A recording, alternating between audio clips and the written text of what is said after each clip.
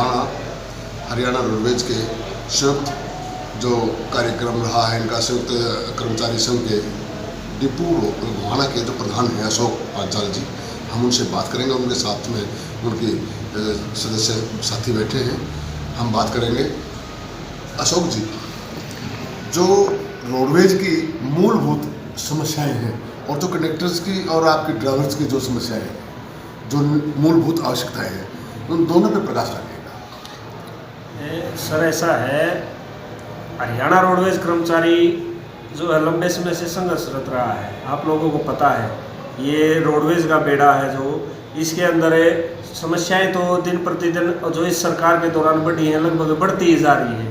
इसमें मेन समस्याएं जो रोडवेज की है आज के दिन कि रोडवेज का बेड़ा जो इस सरकार के आने के बाद 7 साल में लगभग 4,500 बसों का बेड़ा था, लेकिन आज वो घट करके लगभग 2,500 बसों का बेड़ा हमारा रह गया है और अब लगातार बसें कंडम हो रही हैं। इस सरकार में जब से ये सरकार सत्ता में आई हरियाणा प्रदेश के अंदर, लगातार कागजों के अंदर बसें आ रही हैं, लेकिन धरातल पर आज तक 7-8 साल के अंदर हमारी जितनी बसें कंडम हुई हैं, उसके बराबर भी बसें विभाग के अंदर शामिल नहीं की गई हैं। पहली बार जब बीजेपी की सरकार बनी थी, कृष्ण कुमार जी परिवहन मंत्री थे, उस समय उन्होंने बताया था कि इतनी बसें हम दे रहे हैं। देखिए, जो पहला इस सरकार का जो पहला शासनकाल रहा है, उसमें कृष्णलाल कुमार जी परिवहन मंत्री थे। उन्होंने सबसे पहले कहा था कि 360 बसें रोडवेज विभाग को हम देंगे, लेकिन वो बसें मात्र कागजों के अंदर ही आई है। धरातल पे डिपो के अंदर कोई भी बसें नहीं लाएगी, उसके बाद वो भी नहीं आई है। अब क्या हालात है? अब क्या हालात ये हैं, परिवहन मंत्री मूलचंद शर्मा जी हैं, पीछे उन्होंने घोषणा करी थी कि भाई 800, पहले तो 400 बसों की हुई, लेकिन वो 400 नहीं आई, उसके बाद बढ़ करके वो 800 होगी, फिर 800 से भी 809 होगी, लेकिन धरातल पर आज देखा जाए तो एक भी बस रोडवेज विभाग के अंदर नहीं आई है। और दूसरा, परिवहन मंत्री जी ने बजट सत्र के अंदर भी घोषणा कर दी कागजों के अंदर कि 2,000 नई बसें लाई जाएंगी। तो हम तो परिवहन मंत्री जी से मांग कर रहे हैं कि वो है ना, पहले जो हमारी डिमांड करी गई है, कम से कम रोडवेज विभाग के अंदर 10,000 बसें शामिल करें, तब इस रोडवेज विभाग का कुछ भला हो सकता है, ये विभाग बच सकता है। इससे जो कर्मचारी हो आप लोग, उनको नुकसान क्या हो रहा है? नुकसान देखिए, सबसे बड़ा नुकसान तो जो ये विभाग है रोडवेज का, ये नो प्रॉफिट नो लॉस का विभाग है। जब ये विभाग बनाया गया था तो उसमें इसी हालात में बनाया गया था कि इसमें नो प्रॉफिट नो लॉस, इसमें हमने घाटा बाधा नहीं देखना है, बस ओनली समाज सेवा का ये एक माध्यम है, समाज की सेवा होनी चाहिए। पुरानी बसें ठीक की जाती है जो पहले डैमेज हो गई या वो रिजेक्ट कर दी गई, उनके लिए कोई ऐसा साधन है जो वर्कशॉपों में काम होता था? वर्कशॉपों में अभी रोडवेज का जो काम चल रहा है बहुत सारा तो ऐसा है जो कंडम बसें हो जाती है ना, उसमें एक्सटेंशन ले करके 1-1 साल का तो रोडवेज विभाग अपना खाना पूर्ति किए हुए है। और ठीक होने का तो मसला ये है, 10-12 साल से रोडवेज की वर्कशॉप के अंदर आज तक भर्ती ही नहीं की है सरकार ने। अब मिस्त्री किसी भी वर्कशॉप में, किसी भी डिपो के अंदर नाम मात्र के ही मैकेनिक रह गए, जो अप्रेंटिस के बच्चे आते हैं उन्हीं से काम चलाया जा रहा है।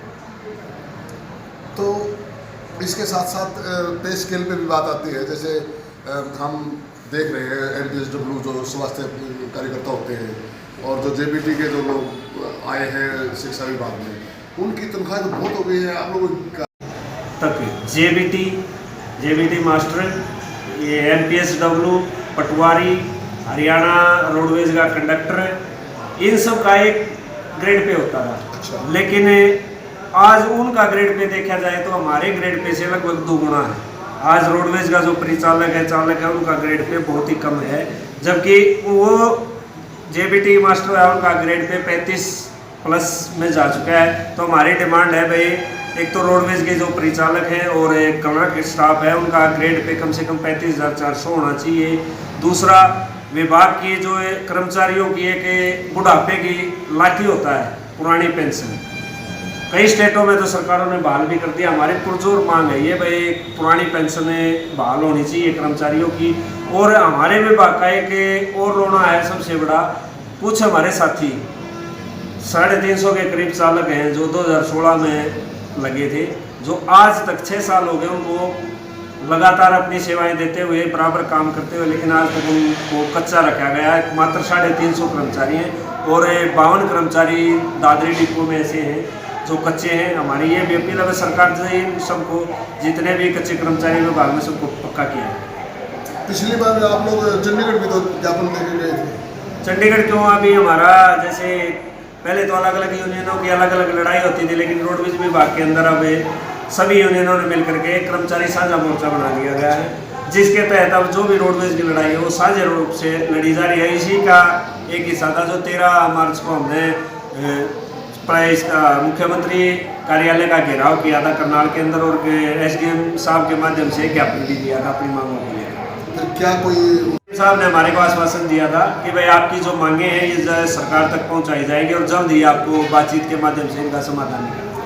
हालात ये हैं कि जब भी किसी भी कर्मचारी संघ का या रोडवेज का जब भी ज्ञापन देने की बातें आती हैं तो SDM, डिप्टी कमिश्नर या DPO वगैरह जो उस समय में नियुक्त अधिकारी होते हैं वो ज्ञापन ले लेते हैं और मालूम नहीं सरकार तक वो पहुंचाते हैं या नहीं पहुंचाते हैं।